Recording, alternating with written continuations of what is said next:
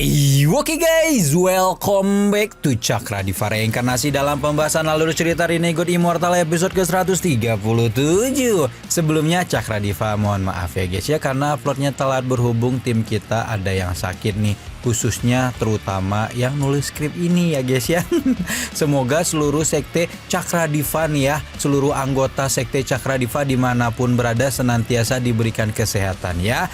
Nah, seperti biasa kita review dulu pembahasan alur cerita episode sebelumnya, di mana Wang Lin akhirnya bertemu dengan Liu Mei setelah mantan murid Sujaku ke-14 itu datang ke planet Ranyu untuk menyelesaikan masalah dengan 3 petinggi planet. Awalnya Liu Mei sangat percaya diri karena dia sudah berada di puncak ascendant, sementara Wang Lin mencapai pertengahan pun belum. Ilusinya bekerja dengan sangat lancar dan bahkan hampir menghancurkan jiwa primordial Wang Lin kalau tidak dilindungi oleh roh naga guntur yang sudah menyatu dengan jiwanya. Dari sana juga Wang Lin malah mendapatkan pencerahan dan akhirnya berhasil menyempurnakan daunnya sendiri sebelum menghancurkan jalan iblis 10.000 ilusi Liu Mei. Gimana cerita selanjutnya? Langsung aja kita terobos. Liu Mei langsung menderita luka dalam setelah mendapatkan serangan balik dari Wang Lin yang menghancurkan paksa jalan iblis dengan daunnya. Meskipun tindakan Wang Lin dibilang kejam karena menghancurkan orang-orang terkasihnya, pemilik mutiara pembangkang surga itu sama sekali tidak peduli dan justru memperingatkan Liu Mei apabila gadis itu terus mengganggunya seperti ketika mereka masih di planet Sujaku, maka Wang Lin akan meladeninya baku hantam sampai salah satu di antara mereka mati. Namun Liu Mei justru membalas ancaman itu dengan tatapan tajam dan tawa lantang yang mengudara, karena sejak Wang Lin menghancurkan daunnya dengan jiwa Mesumeiji, dia sudah berpikir bahwa mereka memang ditakdirkan untuk bertarung sampai mati, dan kali ini Wang Lin akan benar-benar mendapatkan karma dari apa yang sudah dia lakukan. Tuh, jadi anaknya itu dari siapa? Ayo, udah tahu kan? Tepat setelah melepaskan tawa kencang itulah sebuah kabut hitam kemerahan menyerbu keluar dari dalam kantong penyimpanan Liu Mei, dan segera setelah melihat kabut itu jantung Wang Lin langsung berdegup kencang untuk alasan yang tidak dia ketahui. Wang Lin merasakan aura dendam dan kebencian luar biasa dari makhluk yang menjadi pusat kabut merah, dan jiwa primordialnya akan mendapat hantaman kuat setiap kali makhluk itu melepaskan raungan marah. Wang Lin bingung kenapa makhluk mengerikan itu terhubung dengan kesadaran dan jiwa primordialnya, dan karena kondisi yang sangat mengejutkan itu, Wang Lin tidak punya pilihan kecuali memanggil Dujian untuk menyegelnya untuk menahan amukan makhluk penuh dendam tersebut. Wang Lin meraung marah pada Liu Mei ketika bertanya makhluk apa yang gadis itu murnikan, sebelum kemudian membuat sang tuan putri keluarga Huan itu menceritakan apa yang sebenarnya dia alami ketika Wang Lin memaksakan jiwa Meiji untuk merusak dao 1000 ilusi miliknya. Jadi ternyata ketika proses penyatuan paksa itu, takdir memberinya anugerah surga karena ada sehelai jiwa darah Wang Lin yang jatuh ke tangannya. Selama 100 tahun Liu Mei telah menggunakan dendam dan kebencian untuk memurnikan jiwa darah tersebut, sehingga saat ini dia telah berubah menjadi roh kutukan yang bisa menghancurkan jiwa primordial Wang Lin. Liu Mei tidak dapat menahan kegembiraan ketika melihat betapa menderitanya Wang Lin karena serangan jiwa darah, dan bersiap untuk membuat pemuda itu pindah alam selamanya.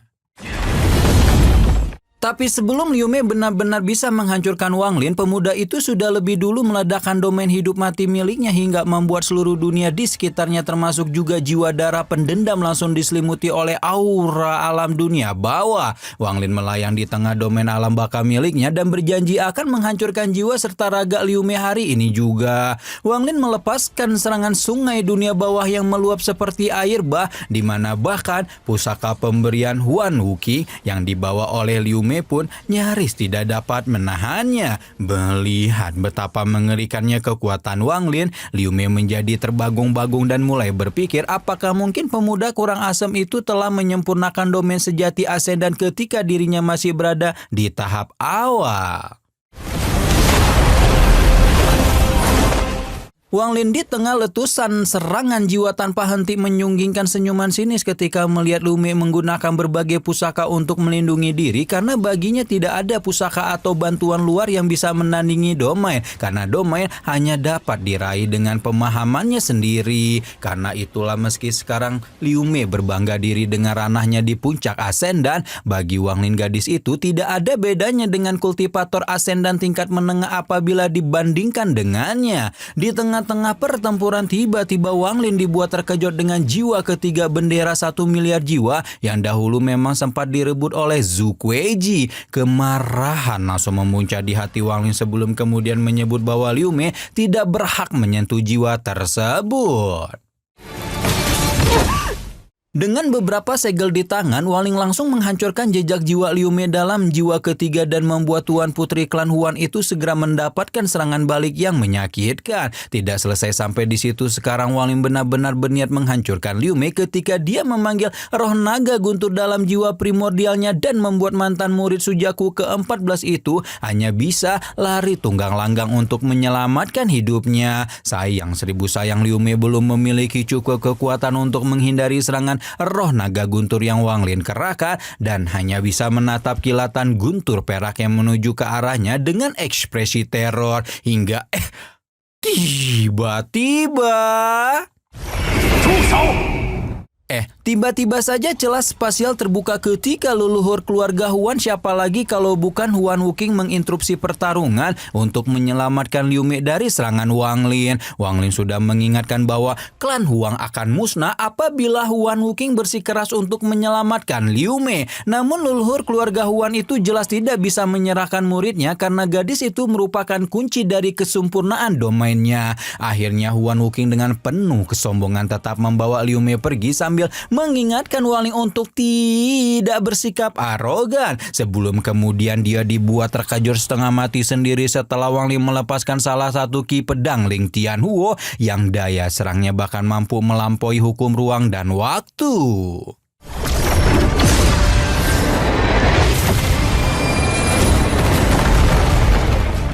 Huan Wuqing tidak menyangka sama sekali Wang Lin bisa melepaskan sebuah energi pedang yang kemungkinan besar dimiliki oleh ahli ranah Jingni atau Nirvana Cleanser alias si Ling Tianhuo ya guys ya. Apabila pemuda itu memiliki lebih dari 6 ki pedang, kecuali dia mengembalikan kultivasinya ke ranah yang sama, maka Huan Wuqing merasa dia pun bisa terbunuh di tangan pemuda itu. Situasi memang menjadi sangat rumit karena keterlibatan masa lalu Wang Lin dan Liu Mei, namun Huan Wuqing tetap bisa menyerahkan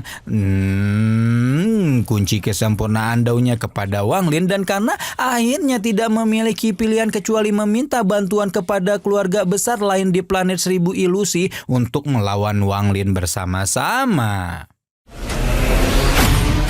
Oke, sekarang kita lihat kondisi Wang Lin pasca pertarungan melawan Liu Mei, di mana setelah menyelesaikan penyegelan jiwa pendendam, leluhur suku pemunian jiwa itu segera mengembalikan jiwa ketiga ke bendera jiwa sambil berjanji kepada Dutian bahwa dengan kembalinya jiwa ini, kebangkitan sekte pemunian jiwa pasti akan menjadi kenyataan. Wang Lin ingat kalau dia masih menyimpan tubuh kedua Sun Si dan segera meminta leluhur keluarga Sun untuk keluar. Awalnya Sun Si sangat canggung ketika berhadapan dengan Wang Lin karena bagaimanapun dia dan dua petinggi planet Ranyun lain telah dengan sengaja menjebak pemuda itu untuk baku hantam sampai mati dengan keluarga Huan. Meski demikian Wang Lin masih bersikap tenang dan segera mengkonfirmasi keberadaan dua petinggi lainnya.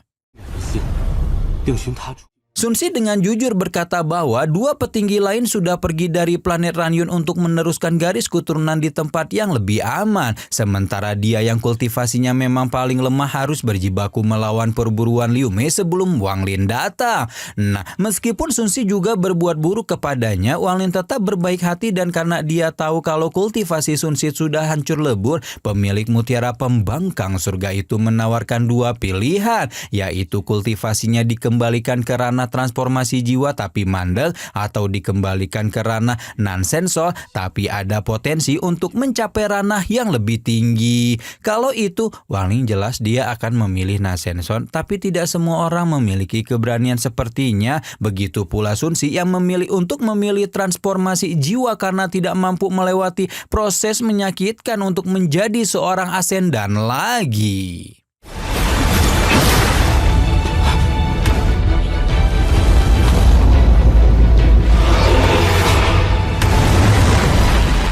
Tujuan Wang Lin melindungi planet Ranyun bukan hanya semata-mata untuk mendapatkan giok abadi, namun juga untuk melindungi satu-satunya orang yang dia percaya di sistem bintang Luotian, siapa lagi kalau bukan Eyang Sun Tai. Karena itu juga setelah menyelesaikan masalah dengan Sun Si, Wang Lin langsung menemui Sun Tai dan bertanya tentang obat untuk melumpuhkan monster binatang raksasa. Awalnya Sun Tai juga bertinyi-tinyi kenapa Wang Lin masih ingat untuk mencarinya, namun setelah mendengar alasan Wang Lin serta janji untuk membantu apabila dia membutuhkan sesuatu, rasa gembira bercampur haru menyeruak dalam hati Sun Tai hingga membuat senyuman tak dapat disembunyikan dari wajah tuanya. Nah, setelah mendapatkan jawaban yang dia butuhkan dari Sun Tai, Wang Lin pun bergegas menuju planet 1000 ilusi tempat keluarga Huan berada untuk menyelesaikan masalah dengan Liu Mei. Seperti biasa, Wang Lin pergi mengendari naga Indosiar sambil mereka ulang informasi yang dia dapatkan dari Sun Si tentang planet tersebut. Seharusnya kekuatan terbesar di planet 1000 ilusi adalah keluarga Qian, sementara keluarga Huan dengan Huan Wuqing sebagai satu-satunya ahli langkah kedua menempati posisi di bawahnya. Wang Lin memiliki dugaan kalau Huan Wuqing mungkin meminta perlindungan dari keluarga Qian yang lebih kuat, di mana hal itu langsung dibuktikan dengan kemunculan Qian QZ, yaitu leluhur ketiga keluarga Qian yang dibayar dengan cermin Huan Yu oleh Huan Wuqing.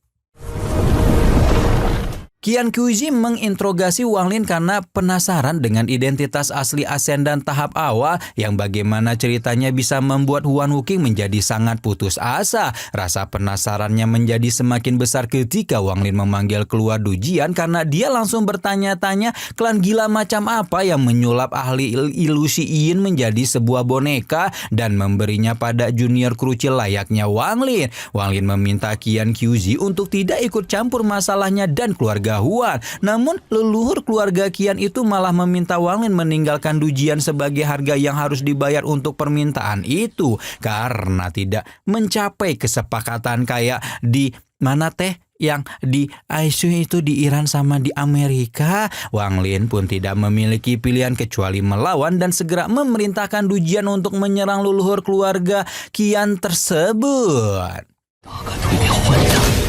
Sayangnya sekuat apapun sebuah boneka pengawal abadi seperti Dujian, hanya kekuatan fisiknya saja yang mencapai ranah ilusi Yin. Sementara kekuatan dasarnya pasti akan kalah apabila dibandingkan dengan ahli yang sebenarnya. Karena itulah Qian QZ dapat menekan Dujian dengan mudah dan berusaha untuk memurnikan boneka kelas tinggi itu secara langsung. Nah, tepat ketika Qian QZ berusaha memurnikan Dujian, Wang Lin dapat melihat bahwa leluhur ketiga keluarga Qian itu menggunakan kekuatan guntur dan informasi itu langsung dimanfaatkan sebaik-baiknya untuk memanggil keluar binatang petir alias Lesuo yang memiliki kemampuan untuk menyerap kekuatan guntur. Lesuo itu hasil evolusinya si banteng ya guys ya kalau lupa. Nah, berkat kemampuan kilin emas, Wang Lin dapat membatalkan segala pemurnian yang dipasang Qian QZ kepada Dujian dan berpikir kalau bapak-bapak itu pasti akan marah karena kekuatan ilahinya dihancurkan oleh Lesuo. Tapi beberapa saat setelah kekuatannya diserap oleh Lesuo, Qian QZ malah terlihat begitu terkejut sekaligus ketakutan karena kemunculan binatang iblis menandakan Wang Lin adalah seorang utusan dari Istana Abadi Guntur. Tanpa pikir panjang, Qian QZ langsung meminta maaf atas tindakan bodohnya, berkata bahwa mulai sekarang keluarga Qian akan memutus hubungan dengan keluarga Huan, bahkan bersedia menyerahkan seluruh giok abadi yang dia miliki karena menganggap permintaan Wang Lin adalah sebuah hukuman.